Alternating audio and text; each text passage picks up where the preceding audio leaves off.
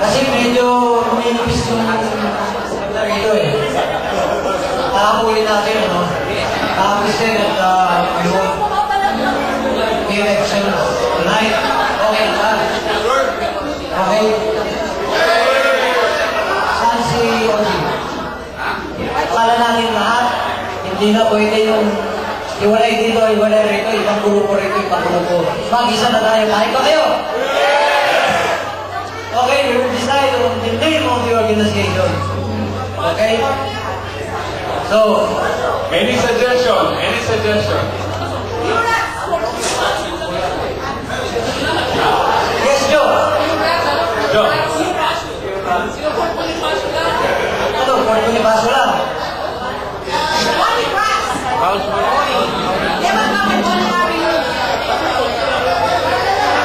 Well, there's a suggestion. Bonnie Brats, MacArthur.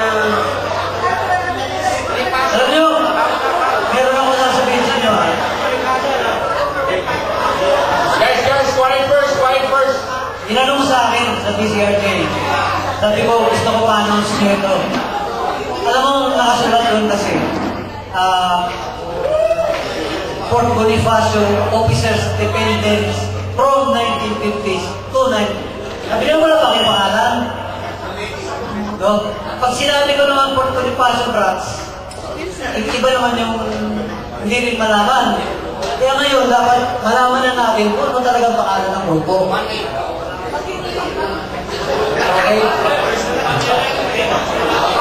So, unang-una, when we first started with Pinababit Redlander, we started with Friends Incorporated. And then again, Army Brats. And then again, Port Bonifacio Brats. Okay? Dito yun, sa grupong ito. Dito naman, Batang Bonifacio. Okay? Batang Port. Batang Port Bonifacio. Parang nagkakatugma eh. Ba't nilalantan natin pagtugmain? Isa na lang. Isa na lang. Ha? Isa na lang. Oo, isa na lang yung pangalan natin lahat. Isa na lang ang pangalan. Okay yun. Isa na lang, Brats? How yung Brats?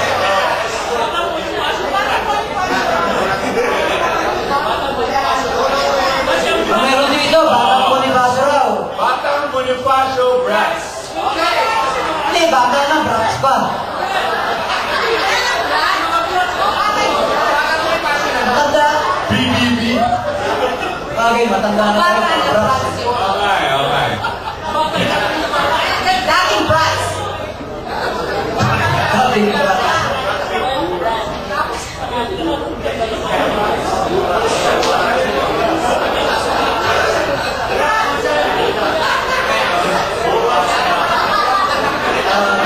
Bonifacio Brats. May Mendoza. Tulungan mo ako rito. Bonifacio Brats, in short niya. May Mendoza. Boras.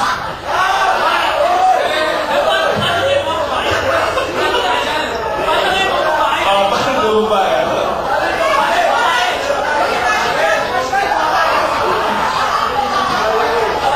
Okay. We have Port Bonifacio Brats. Okay, walang yun. Sino na yun? Bonifacio Brats, tapos in short, Boras. Magkakili sa Bisaya. Manang G, you were saying? Sabi ni Gigi, walang you. So lang. Borats. Hindi ako kasali doon sa Borats. Doon ako sa you eh. Okay. Kasi lahat tayo rito lang import Bonifacio. Diba? Kaya lahat Bonifacio. Ang Brats, mga anak ng officer, kung sila ang Port Bonifacio lang, may tatay natin kasama. Pero mga Brats, mga anak nyo. Ayun, Boras. May minsan mo yung Brat. Diba? Kaya sasama natin pala ng Port Bonifacio. Kaya mahalaga yung Fort Bonifacio. Tapos yung next thing, we'll think about another. Pero ang Fort Bonifacio palagi ito. Oh, yeah. It's a good suggestion. Wala na Fort Bonifacio. Yeah. Ang Fort na ngayon, ang Fort. I agree. Okay, so, Nilabanan namin yan noon eh. Sabi ng Brats ka, mas sabi Brats, salbahe ka. Kasi walang ito sabihin ng Brats eh. yeah. Anak ng officer, lahat ng tawag yung Brats. Anak ng sundalo, Brats ka pa rin. Yeah. It's bad connotation. Maganda ka na hindi sundalo, burat ka yun.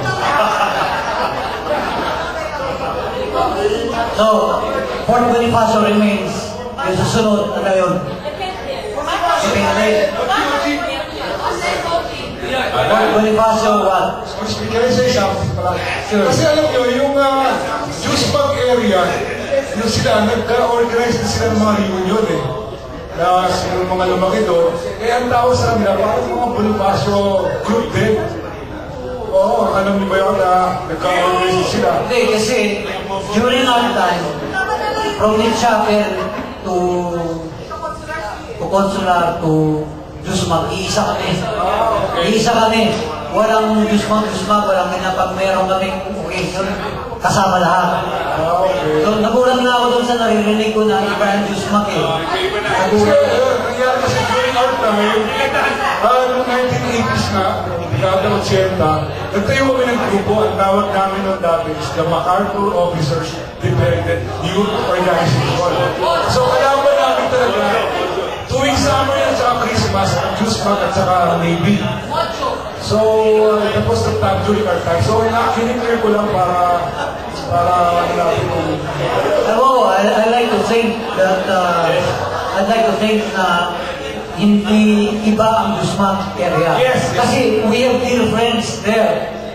Who live there, who grew up there, kaya nang kasama pa rin namin. No? Kasama pa rin na sa trupo eh. Ito si Joey Mal, taga-konsularya. No? Meron taga-kiwat.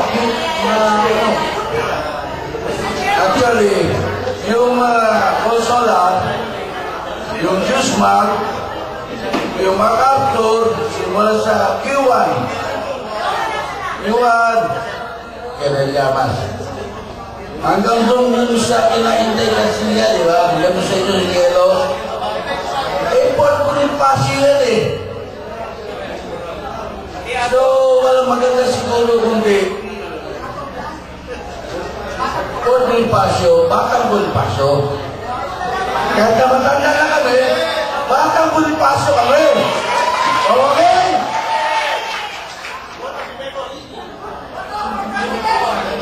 So, sige po, dilipat tayo.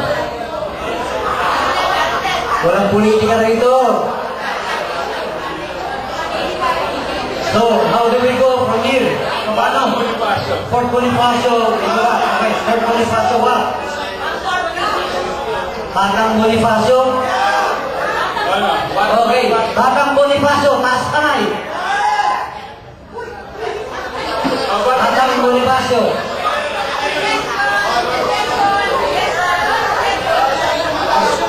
Batang Bonifacio. Yes, suggestion. Ito na lang gawin natin para mas clear yung trust natin, di ba? Trust.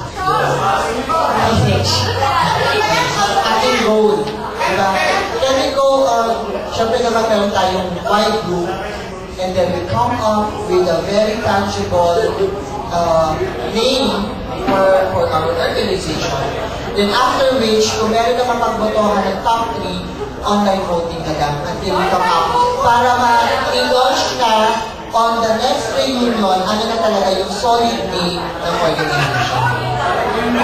Takay na to.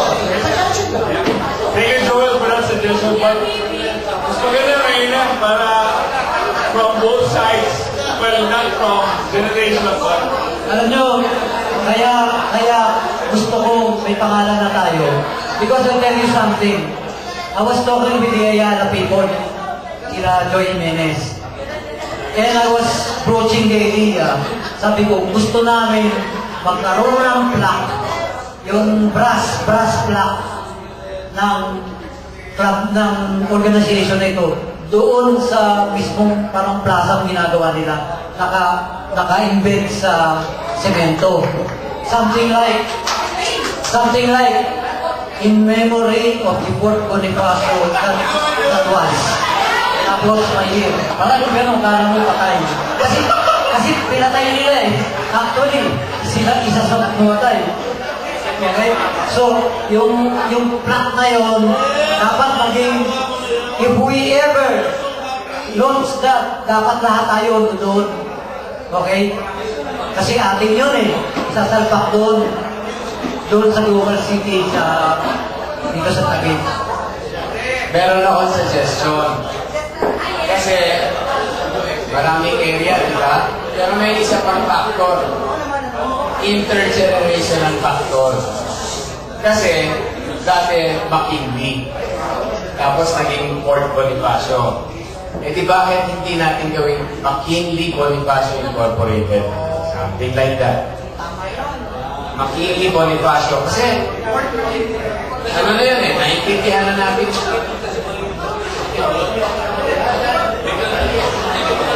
Ayaw mo magpahalata na McKinley ka.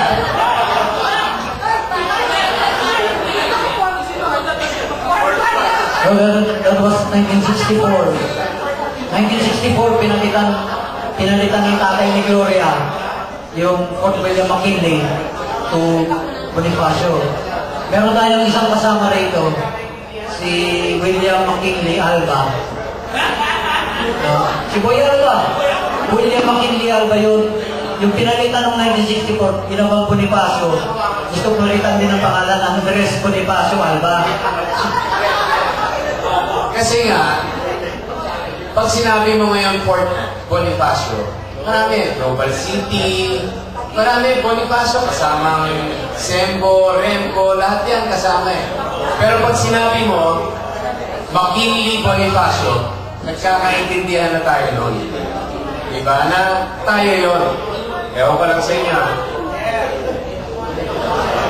Sabagay yung grupo sa taas natin, no? Sila Bobby, ano sila? McKinley pa rin ang tawag nila hanggang ngayon. Makbo. Ibig na Makbo.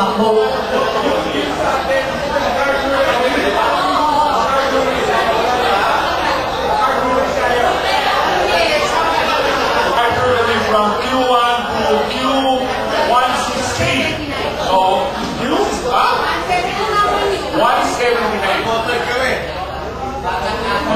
yung time namin, pang-Arthur na talaga kami from Q1 to Q179. Okay. But you must also remember na yung kalsada na mula doon sa kanto hanggang doon sa may hospital, loto natin yun. Okay? So yung mga taga-loto natin yun, hindi nakasama kasi sa MacArthur tayo. E paano yung mga nasa Merrick Road? Okay? Loto, Merrick, and MacArthur. Yun ang tatlong kalsada natin. Okay? So you're only talking about MacArthur. No? I live in MacArthur also. Kaya madaming meron taga-consular. Di ba? May paano si Joey Mal, hindi nakasama rito, consular yan. Yung mga taga-Dusma, paano yung sila Tito Legaspi? Hindi na ba sila kasama? Kaya Tito Legaspi. Salam. Okay. Sila yung iligan mo, sila Palacios. No? Mga taga-Dusma yan. So therefore, hindi tayo pwede magano ng i-identify natin ng MacArthur lang. I really think it should be Fort Bonifacio. Fort Bonifacio. The word Fort Bonifacio should be there. Fort Bonifacio.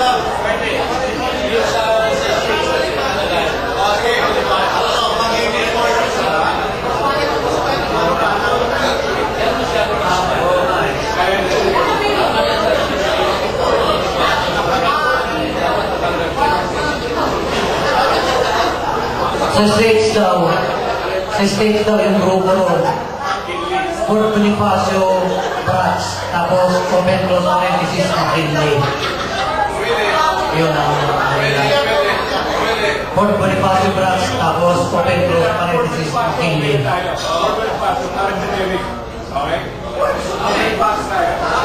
Fort Bonifacio, okay na kami. Fort Bonifacio Branch. Fort Bonifacio, after that, you can name. Basta, generic na yung Fort Bonifacio.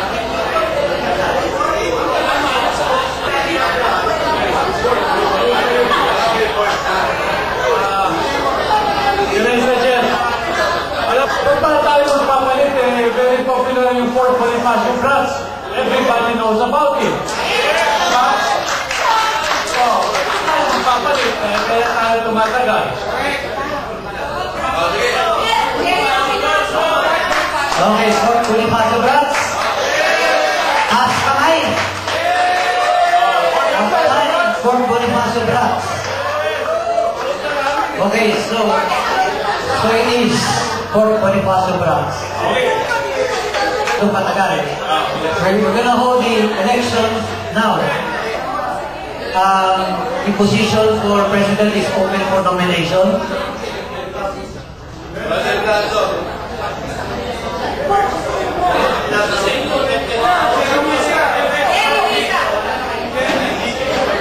Mr. Chairman, I respectfully nominate Jerry Misa to be the president. Ay, inausap ko si Baby Damundon. Yes, I told her, sabi ko sa kanya, Baby, I'd like to nominate you for the president. Sabi niya, let's see. Sabi niya, let's see. Kung... Wala siya dapat physically present. Jerry Misa present.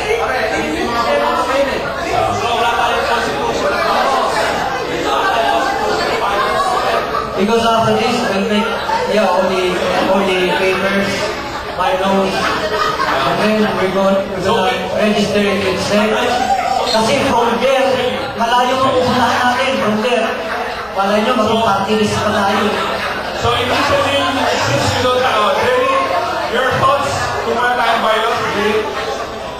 If you don't have any bylaws, Well, Jerry, don't have the constitution and bylaws. Probably later we'll table this.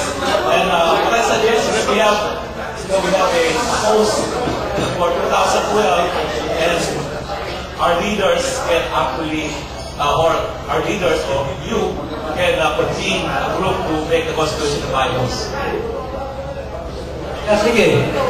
Yeah, it's at least it's doable. It's doable. I think it's doable, and we have our lawyers, we have people who can do this.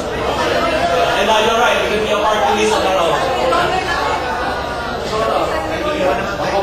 so Jerry, would that